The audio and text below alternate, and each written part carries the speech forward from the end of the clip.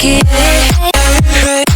पे हम एक डिव बना लेते हैं सिंपल ही, और इस पर हम अभी कुछ CSS की प्रॉपर्टी अप्लाई करते हैं। तो स्टाइल और यूनिवर्सल सिलेक्टर को बनाते हुए M0 मार्जिन 0 हो जाएगा और P0 पैडिंग 0 हो जाएगी। और उसके बाद हम डिव को सिलेक्टर बनाते हुए इसकी विड्थ 50 पिक्सल और हाइट जो है लेट्स सपोज मैं अगर 50 करूँ तो अब 50 पिक्सल। अब ये इनका मैं शॉर्टकट यूज़ कर रहा हूँ, आप भी कर सकते हैं। W के बाद आप 50 दें तो वो विड्थ 50 पिक्सल कर देगा, और हाइट के बाद लेट्स बैकग्राउंड कलर भी हम चेंज कर देते हैं रेड। मैं चेंज करूँगा अपनी मर्ज़ी से जो भी मुझे अच्छा लगा। चलें जी, हमारे पास एक बॉक्स आ गया।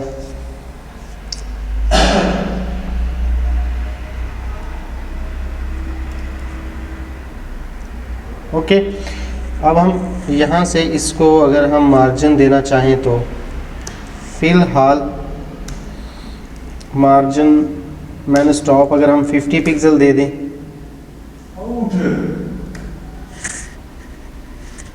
क्या आउट, चले 0 पिक्सल दे देते हैं। अब हमने इस पर की फ्रेम्स अप्लाई करनी है। तो की फ्रेम्स को अप्लाई करने के लिए इसकी जो स्टेट्स हैं उनको वो चेंज करता रहता है। आपने स्लाइडर देखा होगा ना, वो काम होता है जावास्क्रिप्ट के अंदर। बेसिकली एलिमेंट्स को मूव करने का जो सारे का सारा काम होता है वो जावास्क्रिप्ट के अंदर होता है। जावास्क्रिप्ट ही मूव करवाता है अगर आपने कोई एलिमेंट को मूव करना है। तो हमने वेबसाइट बनाई थी ना, तो वहाँ पे हमने फंक्शंस भी यूज़ किए थे। वो मार्कियो को यूज़ किया तो उससे हम मूव तो करवा लेते थे, वो तो HTML का था। लेकिन उसके अंदर हमने एक फंक्शन यूज़ किया था ऑन माउस ओवर तो स्टॉप, और ऑन माउस लीव तो वो स्टार्ट दोबारा से हो जाए, और वो दोनों हमने वहाँ पे यूज़ किए थे। तो वो दोनों फंक्शंस भी जावास्क्रिप्ट के ही थे बेसिकली, लेकिन हमें वो कोड नहीं करना पड़ा, वो बाय डिफ़ॉल्ट थे। तो शायद आपको नहीं पता होगा, मैंने इस वजह से आपसे हाइड रखे। तो आपको नहीं पता था, आप जावास्क्रिप्ट भी यूज़ कर रहे हैं, लेकिन वो फंक्शन जावास्क्रिप्ट की थे। तो हमें कुछ करना पड़ा नहीं, जस्ट उनके नाम को कॉल कर दिया। वो बाय डिफ़ॉल्ट ब्राउज़र के अंदर इनबिल्ड होते हैं। चलें जी, हम अब यहाँ पे यूज़ करेंगे की फ्रेम्स। और की फ्रेम्स के लिए यहाँ पे आपने आइडेंटिफाई के अंदर जस्ट उसका नेम देना है, आप कुछ भी दे सकते हैं। ओके, तो नेम लेट्स सपोज मैं ईगल्स ऑफ दे देता हूँ। ये हमने नेम दे दिया। अब यहाँ पे हमने उसकी प्रॉपर्टीज़ को मेंशन करना है कि यहाँ इस जगह पे इसकी क्या क्या प्रॉपर्टीज़ होनी चाहिए। लेट्स सपोज 0% पे हम कुछ कर देते हैं। बैकग्राउंड कलर ही फिलहाल वक्त के लिए हम चेंज करेंगे, तो हम रेड करेंगे। उसके बाद हम अब 100% पे बैकग्राउंड कुछ और कर देंगे। बैकग्राउंड कलर और ब्लू हम कहते हैं, ब्लैक हो गया। चलें ब्लैक से ही काम चलाते हैं। तो अब हमने दो प्रॉपर्टीज़ अप्लाई कर दी हैं। एक तो 0% पे जब आए तो उसका कलर रेड हो, और जब 100% पे हो जाए तो ब्लैक। चलें हम इसको अब हमने हमने एक की फ्रेम बना लिया। मीन्स आप इसको आप ये समझें कि एक हमने फंक्शन बना लिया। अगर आप प्रोग्रामिंग से आप यकीनन आप सब लोग फेमिलियर हैं।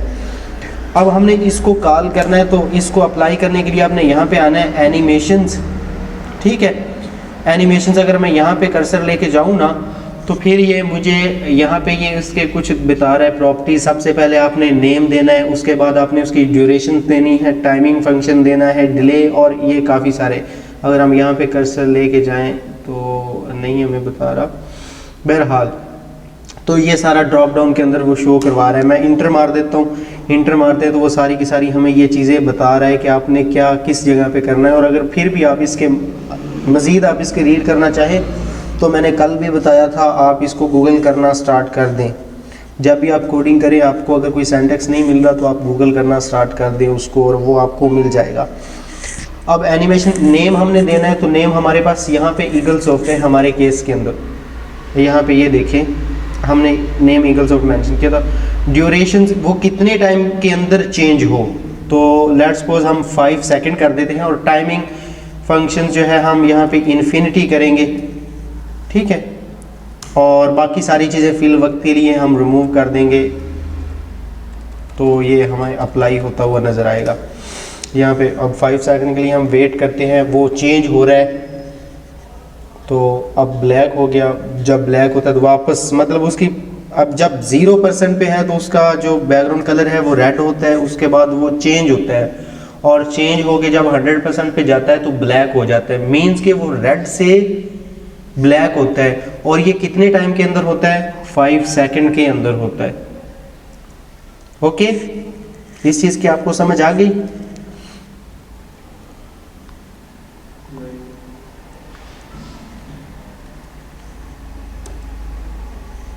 सर फिर से जी, लास्ट में से थोड़ा सा बताइएगा। हाँ मैं आपको बताता हूँ। यहाँ पे सबसे पहले तो हमने ये एक की फ्रेम्स बनाया, ठीक है, ये इसका एक कीवर्ड है। उसके बाद यहाँ पे हमने नेम देना है। नेम देने के बाद इसकी बॉडी के अंदर आके हमने कुछ प्रॉपर्टीज़ अप्लाई करनी है, और वो प्रॉपर्टीज़ ये थी कि हमने कहा कि जब 0% हो जाए तो फिर आपने क्या करना है, उसका बैकग्राउंड कलर जो है वो कर देना है रेड। ओके, और जब 100% पे जाए तो तब आपने उसका बैकग्राउंड कर देना है ब्लैक। ठीक है, मीन्स कि जब वो घर से निकले तो उसके पास रेड कलर हो, और जब वो किसी और जगह पे पहुंच जाए ना, जो उसका डेस्टिनेशन था, तो वहां पे जाके उसका कलर हो जाए ब्लैक। सिर्फ ये प्रॉपर्टी है। मतलब जब वो अपना जो भी उसका गोल था उसको अचीव कर ले, 100% का यही मतलब है ना, 0 से 100%। ठीक हो गया, हमने उसको नेम दिया था ईगलसॉफ्ट। ओके, अब हम यहाँ पे जब आए तो ये जो की फ्रेम्स की प्रॉपर्टी थी हमने इसको अप्लाई करना है। तो हमने यहाँ पे एनिमेशन का कीवर्ड यूज़ करना है। उसके बाद हमने यहाँ पे 3 चीज़ें दी हैं। पहली तो वो जो हम अप्लाई करना चाहते थे, नेम ईगलसॉफ्ट था, हमने यहाँ पे ईगलसॉफ्ट दे दिया। उसके बाद आपने टाइम देना है कि वो जो फंक्शन है वो कितने टाइम के अंदर, मीन्स कि वो कितने राउंड, मतलब उसने एक राउंड कंप्लीट करना है ना 0 से लेके 100% तक, तो वो अपना 0 से 100% कितने टाइम के अंदर कंप्लीट करे। तो हमने कहा कि ये 5 सेकंड के अंदर कंप्लीट कर ले। और उसके बाद यहाँ पे हमने उसका लूप दिया कि वो कब तक करता रहे। तो हमने कहा कि इन्फिनिटी, मीन्स कि जब वो एक दफ़ा कंप्लीट कर ले तो दोबारा स्टार्ट हो जाए। तो ये प्रोसेस चल रहा था, और यही अगर हम इसकी आउटपुट देखें तो मैं अगर इसको रिफ्रेश कर देता हूँ, उसका पहले कलर अब रेड है, रेड से ब्लैक की तरफ जा रहा है, और ये सारा रेड से ब्लैक की तरफ जाता है 5 सेकंड के अंदर। मीन्स कि वो जब घर से निकलता है तो कलर उसका रेड होता है, और जब वो डेस्टिनेशन पर पहुंचता है तो उसका कलर हो जाता है ब्लैक। और ये जो उसका डेस्टिनेशन है ये 5 सेकंड के अंदर कवर होता है। ओके, आप समझ आ गई? हाँ जी सर, अब आ गई। हाँ, तो ये सारा प्रोसेस इसके अंदर चल रहा है। अभी हमने सिर्फ कलर किया था, हम और भी कुछ कर सकते हैं। लेट्स सपोज मैं कहता हूँ कि मार्जिन इसका जो टॉप से है वो 20 पिक्सल दे दो।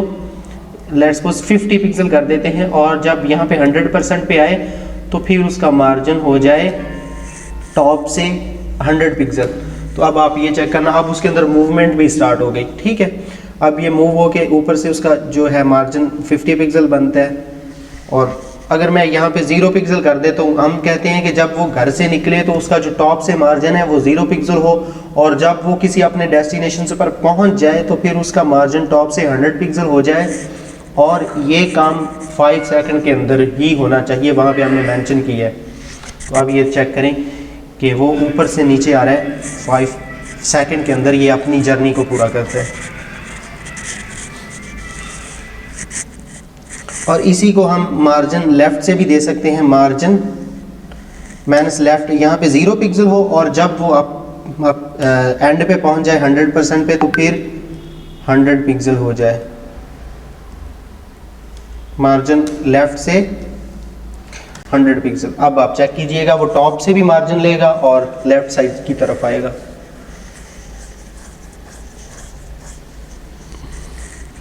हम इसको 400 पिक्सल कर देते हैं, तो अब वो 400 पिक्सल लेफ्ट से, ये 5 सेकंड के अंदर होता है। और ये हम यहाँ पे इसको चेंज कर सकते हैं। अगर यहाँ पे मैं 2 सेकंड करूँगा तो फिर वो फास्ट हो जाएगा।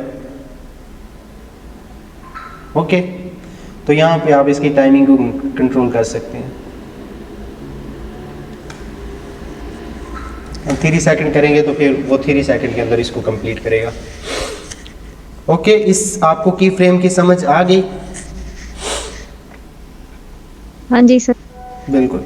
और यहाँ पे मैं आपको एक चीज़ यूज़ करके दिखा देता हूँ। यहाँ पे हमारे पास बैकग्राउंड जो कलर है, मैं यहाँ पे अगर बैकग्राउंड के अंदर इमेज को यूज़ करूँ, तो इससे हमने ना बेसिकली बनाना है स्लाइडर। तो मैं एक ये इमेज ले लेता हूँ, ठीक हो गया। अब मैंने यहाँ पे एक बैकग्राउंड में एज ए इमेज ली और यहाँ पे बैकग्राउंड,